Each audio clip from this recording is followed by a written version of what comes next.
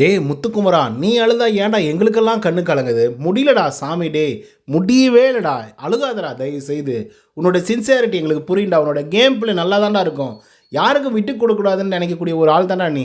ஆனால் இன்னைக்கு என்னடா ஆச்சு உனக்கு அப்படின்னு கேள்வி கேட்குற அளவுக்கு ஒரு மாதிரி ஏதோ அவருடைய அழுக நமக்கே ஒரு மாதிரி வந்து ஃபீல் ஆகுது. ஒன்று.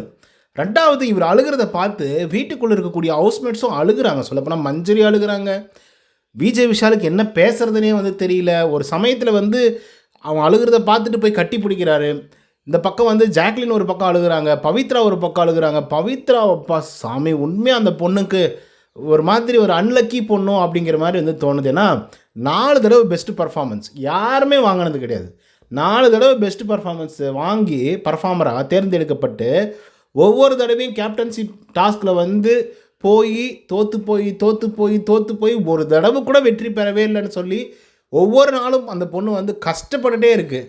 சொல்லப்போனால் அந்த டாஸ்க் அப்படின்னு சொல்லி வந்து 100% கொடுக்கக்கூடிய ஒரு பொண்ணு அந்த பொண்ணு.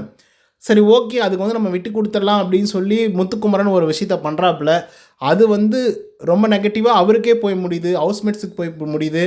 நாமினேஷன் ப்ரீ பாஸே இதுக்கப்புறம் இல்லை, இதுக்கப்புறம் கேன்சல் அப்படின்னு பிக் பாஸ் சொல்கிறாப்புல. அழுகுறாங்க. அதை பார்க்கவே மனசுக்கு ஒரு மாதிரி கஷ்டமாக இருக்குது. பவித்ரா ஒரு பக்கம் போய் அழுகுறாங்க. ஐயோ, நமக்கு கொடுக்க போய் இப்படி ஆயிடுச்சோ அப்படிங்கிற மாதிரி அவங்க யோசிக்கிறாங்க.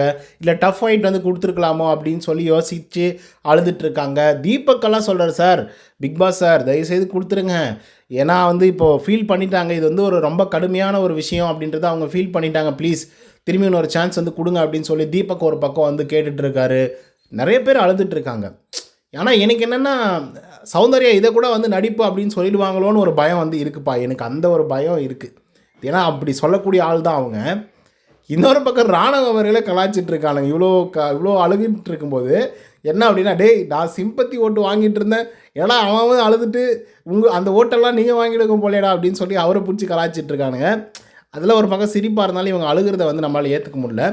அதுக்கப்புறம் இப்போ வந்து அப்டேட்டின் பிரகாரம் மறுபடியும் வந்து கேப்டன்சி டாஸ்க் வந்து நடைபெறுகிறது. பிக் பாஸ் அவர்கள் மனசு இறங்கி வந்து சரி ஓகே போங்கடா அப்படின்னு வந்து சொன்னதாகவும், விளையாடுங்கடா அப்படின்னு சொன்னதாகவும், அதுக்கப்புறம் போட்டி பங்கேற்று நம்மளுடைய பவித்ரா அவர்கள் வந்து வெற்றி பெற்றதாகவும் சொல்லப்படுகிறது. அது எவ்வளோ தூரம் உண்மை அப்படின்றது தெரியல.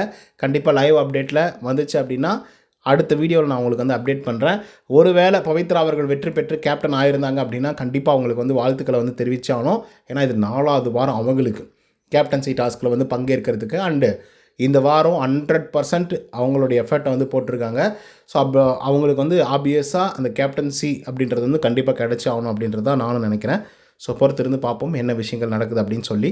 முத்துக்குமரனுடைய கண்ணீரை பார்த்து, கண்களை பார்த்து எத்தனை பேருக்கு வந்து அழுகு வந்துச்சு அப்படிங்கிறத கமெண்ட்டில் வந்து பதிவு பண்ணுங்கள். இந்த வீடியோ உங்களுக்கு வந்து பிடிச்சிருந்தா லைக் அண்ட் சப்ஸ்கிரைப் பண்ண மறந்துடாதீங்க. இன்னொரு தகவலும் சந்திக்கிறேன். until then bye from Uday. நன்றி, வணக்கம்.